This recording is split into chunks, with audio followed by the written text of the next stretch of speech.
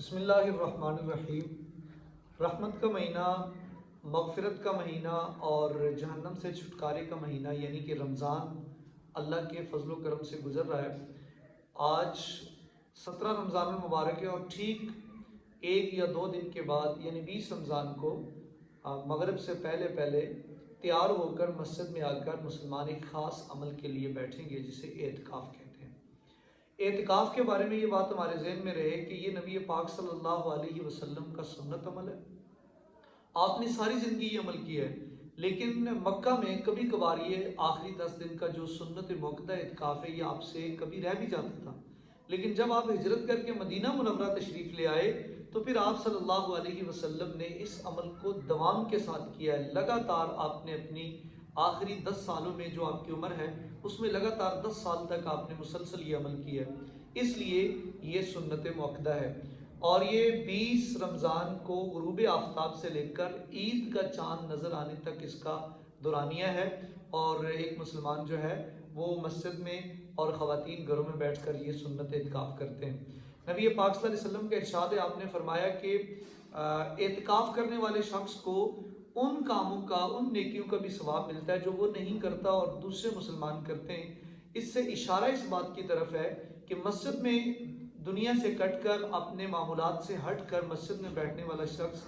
بہت ساری نیکیوں سے محروم ہو جاتا ہے جو باہر کی زندگی میں وہ کر سکتا تھا۔ مثلا کسی غریب مسکین کی حاجت کو پورا کرنے کے لیے اس کے ساتھ چل سکتا تھا، حلال روزی کی تلاش کر سکتا تھا، کسی کے جنازے میں شریک ہو سکتا تھا، اور بہت سارے کام کر سکتا تھا جو وہ اعتکاف میں بیٹھنے کی وجہ سے نہیں کر سکتا۔ تو آقا علیہ السلام نے فرمایا کہ یہ بندہ جب اعتکاف میں اپنے سارے معمولات چھوڑ کر اپنے آپ کو اللہ کے سپرد کر دیتا ہے تو اللہ تعالیٰ اس معتکف کو اس بہترین عمل کی وجہ سے ان دوسرے لوگوں کا جو وہ نیکی کا عمل کرتے ہیں، یہ جو نہیں کر سکتا، ان کا ثواب بھی اللہ تعالیٰ اس کو نصیب فرماتے ہیں۔ یہ بہت بڑی بات ہے۔ اور دوسرا نبی پاک صلی اللہ علیہ وسلم کا ابن ماجہ میں فرمان ہے، آپ نے فرمایا کہ جو شخص رمضان کا اعتکاف کرے اس شخص کو اللہ تعالیٰ 2 مقبول حج اور عمروں کا ثواب نصیب فرماتے ہیں۔ تو اب آپ اندازہ کریں کہ کس قدر یہ بڑی نیکی ہے۔ اور دوسرا یہ بھی ذہن میں رہے کہ اعتکاف کرنے سے پہلے جو ہم 20 دن رمضان کے روزے رکھتے ہیں، اپنے نفس کو، اپنے آپ کو قابو میں لاتے ہیں، اور بہت ساری ایسی جائز چیزیں جو غیر رمضان میں کھانے پینے اور دوسری شکل میں جائز ہوتی ہیں، وہ ان 20 دنوں میں اللہ نے دن کے وقت ایک مسلمان پر بالکل حرام کر دی ہوتی ہیں۔ مسلمان اللہ کے حکم کی وجہ سے ان چیزوں سے رک جاتا ہے۔ اب جب 20 دن کی یہ پریکٹس ہو جاتی ہے تو پھر اللہ تعالیٰ ایک مومن سے تقاضا کرتے ہیں کہ پہلے جس طرح آپ نے دن کو حلال اور کھانے پینے کی بہت ساری چیزوں کو چھوڑا ہے، اب دن کے ساتھ ساتھ رات کو بھی وہ جو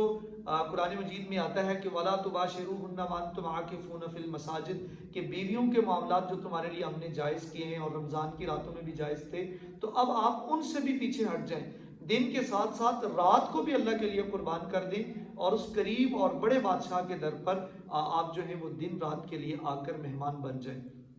اب جب انسان اللہ کے در پر مہمان بن کر آتا ہے تو اس کو بہت ساری فضیلتیں حاصل ہو جاتی ہیں۔ ایک فضیلت تو یہ ہے کہ یہ اللہ کا گھر ہے، اور اللہ کے گھر میں جو شخص بھی آتا ہے، جس نیت کے ساتھ بھی آتا ہے، وہ کبھی مایوس اور کبھی خالی ہاتھ جو ہے وہ واپس نہیں جاتا۔ تو یہ اپنے ذہن میں جو ہے وہ سوچ اور خیال لے کے آنا چاہیے کہ ہم جس سوچ، جس ایمان اور جس یقین کے ساتھ یہاں پر آئے ہیں، اللہ کے حکم سے اعتکاف کی تکمیل پر وہی مغفرت، وہی رحمتیں اور وہی برکتیں واپس لے کے لوٹیں گے۔ اور دوسرا جو قرآن مجید میں ہے کہ اِنَّا أَنزَلْنَاهُ فِي لَيْلَةِ الْقَدْرِ لَيْلَةُ الْقَدْرِ خَيْرٌ مِّنْ أَلْفِ شَهْرٍ، اللہ نے جو ارشاد فرمایا کہ لیلۃ القدر جو بہترین رات ہے اور 1000 مہینوں سے زیادہ افضل ہے، جیسا کہ صحابہ کرام نے ایک دفعہ نبی کریم صلی اللہ علیہ وسلم نے پچھلی امتوں کا واقعہ بیان کرتے ہوئے ارشاد فرمایا تھا کہ ان لوگوں کی عمریں کئی 100 سال ہوتی تھی اور وہ رات کو قیام کرتے تھے، دن کو اللہ کی راہ میں جہاد کرتے تھے۔ تو صحابہ کرام کے دل میں حسرت پیدا ہوئی کہ ان کی نیکیاں اور پھر ان کا مقام تو ہم سے بہت اوپر ہوگا۔ اس وقت اللہ تعالیٰ نے یہ آیت اتاری اور فرمایا کہ ہم نے آپ کے لیے ایک ایسی رات رکھ دی ہے کہ اگر آپ اس رات کو عبادت کر لیتے ہو، اسے پا لیتے ہو اور اس میں اللہ کے ساتھ راز و نیاز کر لیتے ہو، تو پھر آپ کو 1000 مہینوں سے